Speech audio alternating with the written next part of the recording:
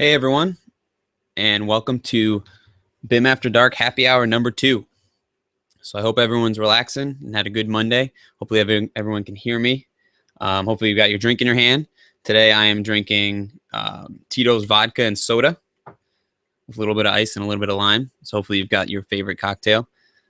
And what we're going to do today is I'm going to talk a little bit about BIM After Dark Volume 2.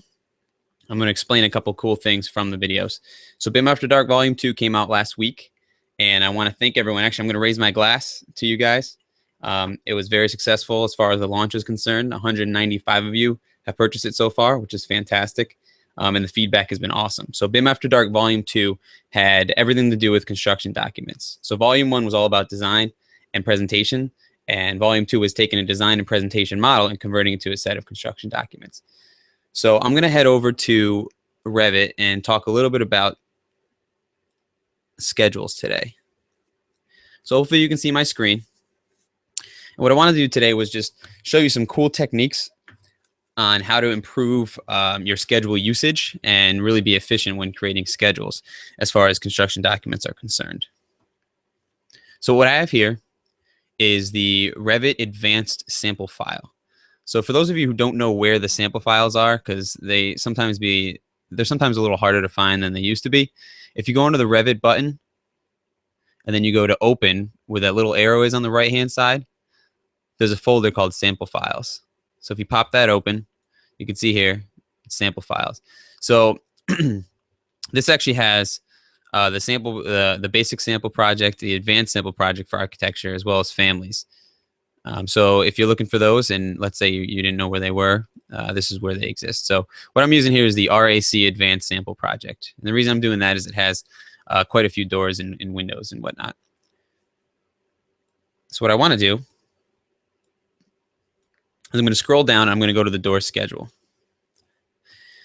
So this is the door schedule that's set up in the project. It might look something like the door schedules that you guys have in your firms or offices. And you can see there's just a few columns here. So there's a width, a height.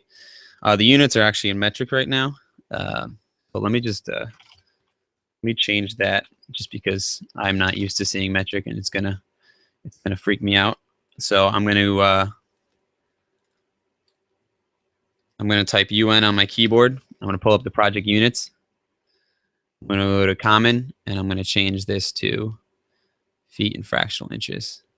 I know those of you overseas are probably freaking out right now, but it's what I'm used to. I agree the metric system is easier and better to use, but it's what I was trained to do. So if I go back to my door schedule, you can see now we see our height and our width in feet and inches. So it makes me happy. So what we have here is a door schedule. Now, a lot of you might be filling in your door schedule manually, which is fine if that's how you want to do it. The problem is Revit is not the greatest cell. It's not Excel, basically. So for instance, if I was to type for frame type, if I was to type frame number 1, or maybe, I don't know, hollow metal, I'm not sure how this is set up. I could type hollow metal. Now there's a couple things I can do. Let's say all these doors down here are hollow metal. I can copy and paste it, or I can pull down and say hollow metal.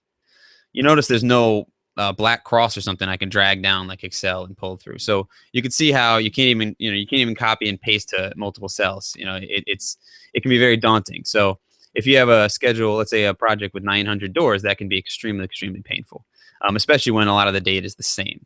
So what I'm going to do is I'm going to show you something called key schedules or style schedules, depending on how you want to call it. Revit calls it key schedules.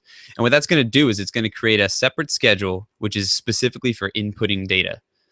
So it might not make sense when I first say it like that, but as I go through it, you'll see how extremely effective this is. So what I'm going to do is first what I want to show you too is if I go to my floor plan, let's say I go to 01 entry level. One thing I want you to notice is that when you select a door or basically any element in the properties window, a lot of the information that you'll find in the schedule, whether it's a type parameter or a instance parameter, you'll either find in the properties, instance properties, which would be right away you see them here, or in the actual properties.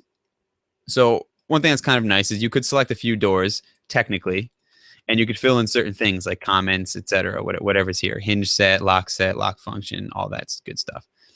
So you can do it through the floor plan. What I'm going to show you now when we're using the styles is you can actually apply a lot of information through the floor plans, and you could really fill in most of your schedule, if not all of it, without even looking at a schedule, which is what I like to hear. So what I'm going to do is I'm going to create what's called a key schedule. So if I go under View, Schedules, and then create schedules and quantities. Now we're going to do door schedule, so I'm going to scroll down to where it says doors. One thing I wanted to mention too is that this time around, hopefully I can see them. If you're watching this on the Google Events live page, I believe you can ask questions. So if you have questions, feel free to ask them. What I'm going to try and do is I want to go through, instead of the entire hour just sitting here demonstrating, I'd like to answer some questions live through this broadcast. So feel free to start asking them now. Hopefully try and keep them a little bit relevant to the topic of construction documents, but I'd like to answer a few of those. So feel free to ask those now or throughout the live broadcast here. Hopefully I can see them here. I have to pull this up. All right. So now, again, I'm in schedules and new schedule. So I'm going to select doors. And now instead of saying schedules being schedule building components, I'm going to select where it says schedule keys. And now you can see what it's called. The key name is called door style, and the name is door style schedule. So this is why I call it either a key schedule or a style schedule, because by default, Revit likes to use schedule keys for that radial button, but it automatically creates titles that say door style and door style schedule. So I'm just going to leave those for now, and I'm going to click OK. Now what Revit's going to do is it's only going to give you options as far as parameters are concerned. It's only going to give you options that exist within your actual door schedule. So you'll notice I have comments, finish, frame material, and frame type. So what I'm going to do is I'm going to add frame type, frame material, and finish. Comments I'm going to leave in the schedule. The one thing you want to try and do is you want to try and keep these in the same order as your actual schedule. So let me go back to my door schedule. So now we have frame type and frame material, which I believe are going to be those parameters. If you want to, it looks like they renamed the parameters here. So I'm going to go to fields and check to see exactly what they are. So there we go, frame material and frame type. Perfect. So we want to make sure that they're in that order just because it'll make our lives easier. So we do have it, frame type, frame material, and finish. Great. So now we made this door style schedule. And now notice there's no information in it yet. But if we were to go to our floor plan and we select one of our doors, you'll see a new area called door style, and there's a pull down. That's where we're going to pick our door style. So by creating our schedule, it created this parameter, and that's where we can start applying door styles. First, we need to actually input the door styles. So if I go under door style schedule, I'm going to start adding some data rows. So you can click insert on the toolbar. Oops, sorry. You can do insert row, insert data row. I was inserting a column. If we go to insert data row, you can see it added a data row. So I'm actually going to add a couple of those.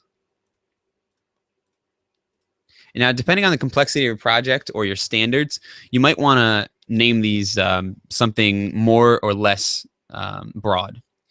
For example, if you typically have classroom doors that are all the same, you could probably say classroom doors. What I'm going to do for the sake of this is I'm going to say office. So let's say office doors. Actually, you don't have to necessarily put doors. It's always going to be in there. So let's do office. Let's do storage.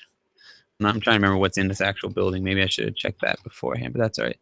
Office storage. Let me double check to see what other type of rooms we have in here. There's an instruction room, so we'll call that a conference or a classroom or something like that. A classroom. And then I'm going to delete this row for now. So I'm just select the row and delete it. So now you can see here we have classroom, office, and storage. Now what we can do is if it's always going to be the same frame type and frame material, we can type in the information here. So let's say the frame type is going to be type 1. I'm going to type it all caps, type 1. 1. Sorry, my microphone's in the way here. And then let's say this is type 2 and this is type 3.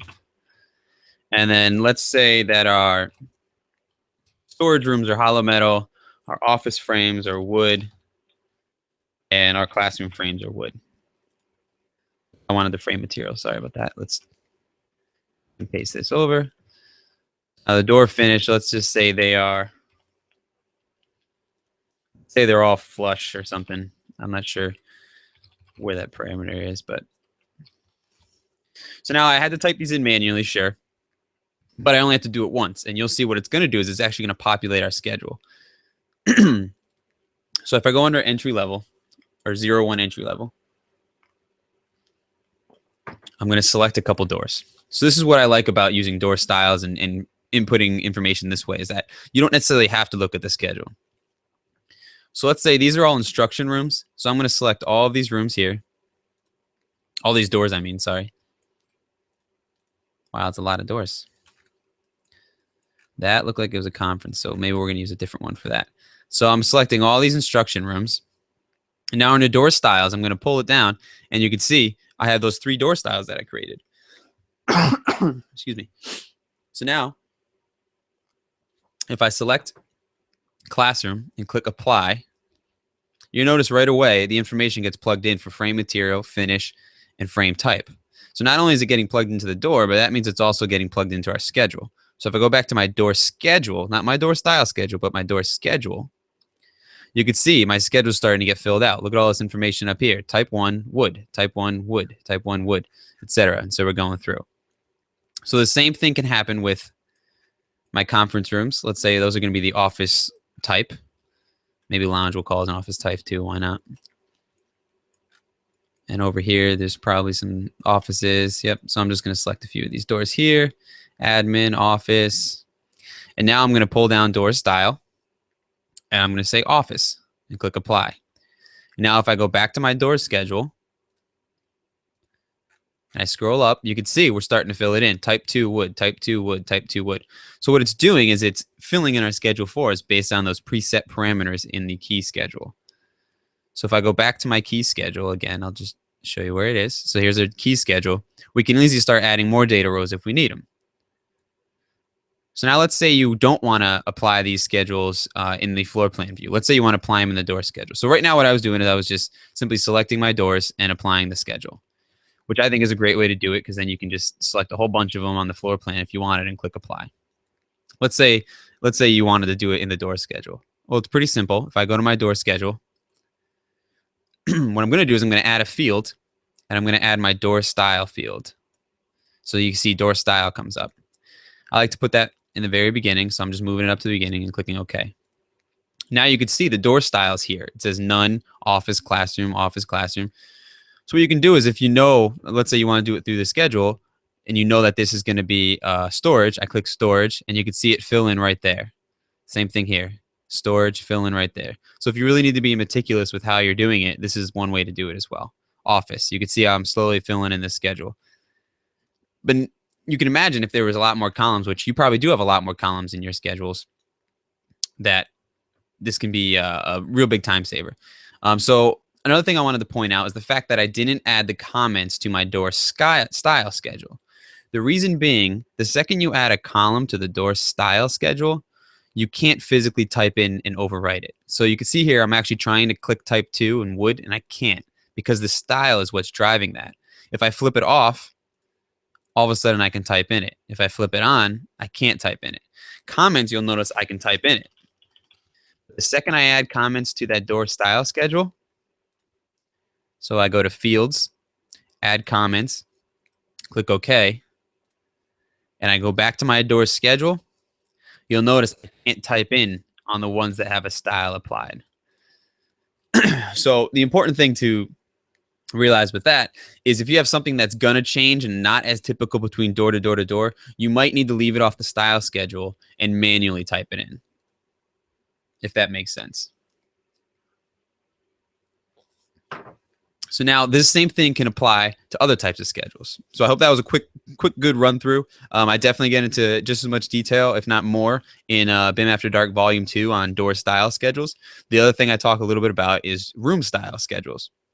So if I go to my room finish schedule, similar to the door schedule, you have all these columns. You have, the way they have this one set up is they have all the rooms. Actually, it looks like this one's filtered to the second floor, or maybe just all the rooms are level 200. Either way. Then they have, under finishes, they have the base, the floor, the wall, and the ceiling finishes. So the exact same thing can apply to room finish schedules. If I go to view, I go to schedules, and I say schedules and quantities, scroll down to my rooms, and then I check the little radial button that says schedule keys. And I see you guys asking some questions in the corner. That's great. I'm going to check those out when I'm done with this little thing here. Okay. Hold on. I'm just reading a comment. Sorry about that. Okay, cool. All right. Thanks for asking these questions and discussing over there. So you can see here I selected schedule keys. And I'm going to call this room style. Or, you know what, we'll say room finish style because we're really talking about room finishes right now. Yes, I mean, you could apply it to all kinds of things. And now you can see all of the columns that are on a room finish schedule. If you can see here from left to right, we have the base, the floor, the wall, the ceiling. We can add those to our style schedule. So I'm going to go base. I'm going to try and keep it in order just for the sake of sanity. So base, floor, wall, and ceiling. And then I'm going to click OK. Now, again, we have the same thing. We have room style schedule. We have our key name, and we have the 4 columns that I chose. So what I'm going to do is I'm going to insert a data row. Let's insert a couple again. And I don't know how you're going to name yours, but I'm just going to say ain't one accent. I don't know. Maybe there's a different accent on different things. Like that, or maybe we'll try a typical instruction. Again, depending on your project or your setup, you can name these whatever you want. And then, I don't know, storage and cafeteria, I don't know, something like that. So now for base finish, we can type in however you typically would fill it out. So let's say this is going to be WB1 for wall base 1.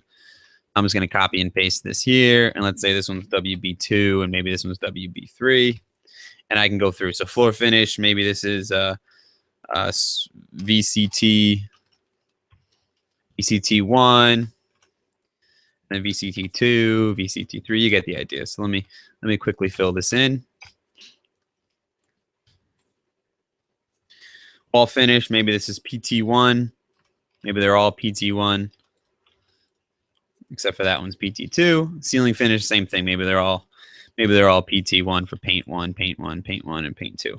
Okay, so the nice thing about this too is that you can save these into your templates, and you can have this ready to roll on every project. If you're doing a lot of stuff that's very, very similar and the information's the same, you can save all these schedules right into your template and just apply them to the rooms based on the actual project, which is pretty cool.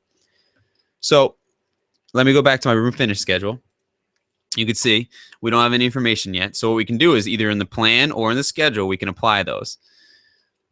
So if I drag across all of these rooms, let's say, and maybe we'll go across here too. And then I filter out the rooms. So I just hit filter up here, click rooms. You can see I filtered out the rooms. Now in the properties of the rooms, you can see room finish style is here. And you can pull it down and you could select whatever room you want. So if I select typical instruction, you could see right away in gray, it filled out these 4 parameters. Same thing's going to happen on our room finish schedule. If I go down to room finish schedule, oops, looks like this is filtering out again. It's filtering out the second floor. So let me turn that off. See, it says what I did is I selected filters, and it says filter by level equals 0-2 floor. I'm going to do 0-1 entry and click OK. That's just the way their schedule was set up. So now you can see here's the information there. WB, blah, blah, blah, blah, all the way down. So you can see how you could quickly, very, very quickly fill out a room finish schedule. If I dragged across here, and let's say for whatever reason, all these rooms, I'm just filtering out rooms.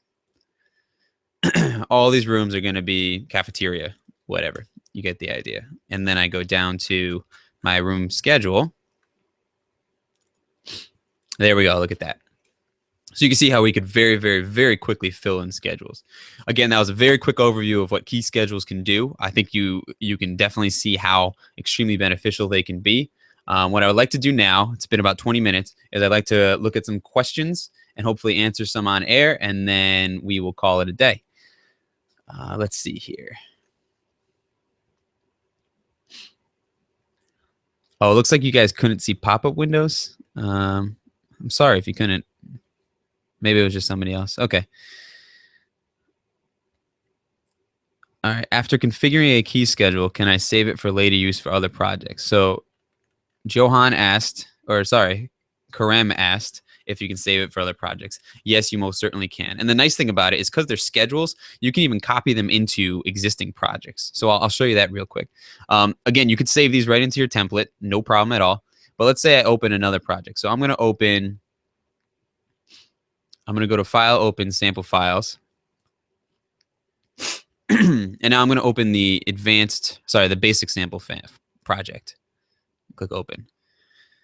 Again, this is a house, the basic sample, so I'm not sure if it's the greatest example to use, but what I can do is I can actually, I'm going to pull down. So I can select my room finish schedule or just my style schedule, one of the two. I'm going to select all of them. So all I'm doing is control clicking the door schedule, the door style schedule, the room finish schedule, and the room style schedule. I'm going to right click and I'm going to say copy to clipboard. Schedules are awesome because you can actually copy them between projects. Now I'm going to go into the new project, which is our Revit basic project. I'm going to go to modify, select where it says paste, the little arrow, and click paste from clipboard. And then I'm going to click OK for any pop-ups. And there we go. So now you can see here my door schedule came in and my door styles came in. And now I'm in a new project, but I can select my styles and apply them right to it, to this project. Same thing with the rooms. If I go to room style schedule, you can see my rooms came in. And when I select my rooms, if I was to go into the floor plan and select a room, on the properties bar, you can see right there, room finish schedule, all the ones came in. Cafeteria, paint one, storage, etc. So if I click it and apply, and I go to my room schedule, there we go. WB1, VCT2, etc., etc. So you can copy it between projects, which is great because copying into an existing project can be very valuable. Or you can just save these schedules right into your template, and it'll work for any project. So I'm going to check over there, see if I've got any more questions.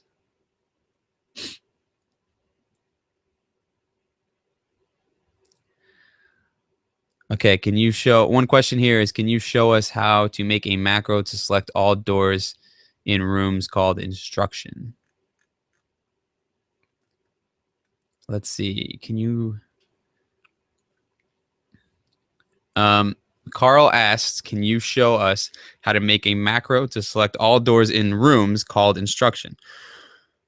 Well, that might be a little tough to answer on air, but what I can show you is something pretty neat, which is using schedules to select multiple items, which I think is pretty cool. So if I go back to my advanced project, let me go back to the advanced sample project. This can be very helpful when you're trying to select things and apply parameters to, let's say, all of the doors on the level 1 or something like that. I don't know. But what you can do is when you select multiple items, so let me go to my door schedule. And let's say I wanted to make sure all of these were in classrooms, right? So what I did is I dragged across it. And I'm not sure if this was in every... I know you can highlight in model in many versions of Revit, but I don't remember if you could highlight multiple things in model. Maybe you could have, but either way, this is Revit 2015. And it definitely works. I'm sure it works in some previous versions. I don't know if it's a new thing or not. But I'm selecting all these ones that I said were classroom, and I'm going to say highlight in model. Now, I didn't have any views open. I suggest you have some sort of view that you think it would be in, so like a floor plan or a 3D view. But what it's going to do is it's going to go to the first view that Revit finds beneficial. So this brought me right into floor plan, which is perfect. So now, because I selected them all, I can zoom in here and look at that. It selected all of the ones from that schedule, not the ones that are in that I didn't select. See? So what's nice about that is you can double check your work.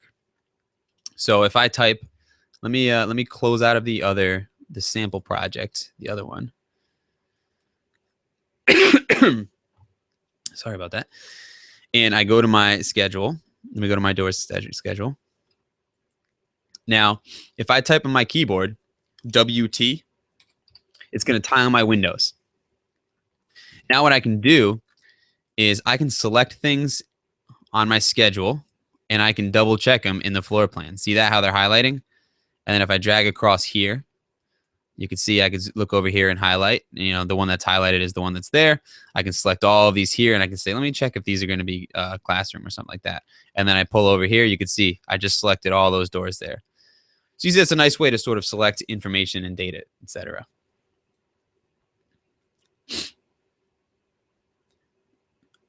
So let me just double check to see if there's any more questions. Oh, Troy's. Oh, I'm sorry. You guys weren't seeing. Looks like you guys weren't seeing the pop-up. That's unfortunate.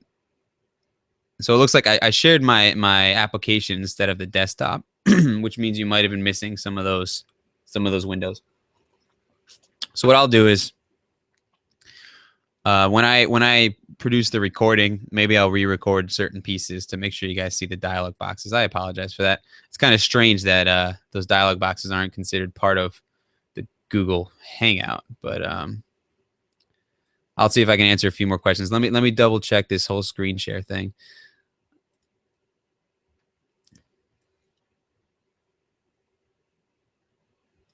So I'm gonna do screen 1 now. Okay. Now let me pull this down. Let me open something there. If I go to edit type, you guys should see it. All right. Sorry about that. Thanks, Troy, for the tip. I guess for the next live hangout, I'll make sure that happens. Again, I can re-record some of these tips with the dialogues for you guys. Looks like we have a couple other questions. Let me double check here. If you did not sort by room name and did not itemize instance, would it select all the doors that way as well? Okay. So Carl is asking if I did not sort by room name and did not itemize, would it select all the doors that way as well? Yes. I mean, I think I sort of proved that there. Doesn't matter how you itemize it. It just depends on how you select it.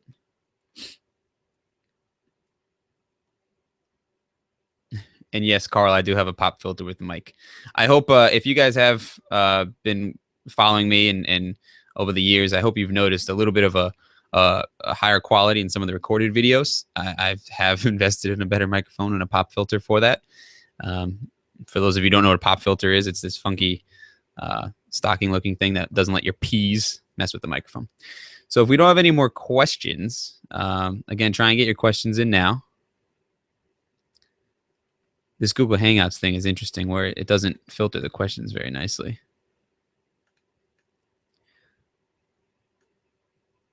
Okay, so it looks like that might be it for the questions. So again, I can record this. I can re-record this to show some of the dialogues. I'll look back at it for you guys. Sorry about that with the dialogues, but I think the point was there, and I think you guys get what I was getting towards there. So I guess that'll wrap up this happy hour. I hope you enjoyed it. We didn't go a full hour this time, but that's okay. I was hoping to get a little more questions. Again, I want to thank everyone for supporting BIM After Dark and the RevitKid.com and hanging out with me. Oh, I guess I should put you on video here, huh? Let's go back to video.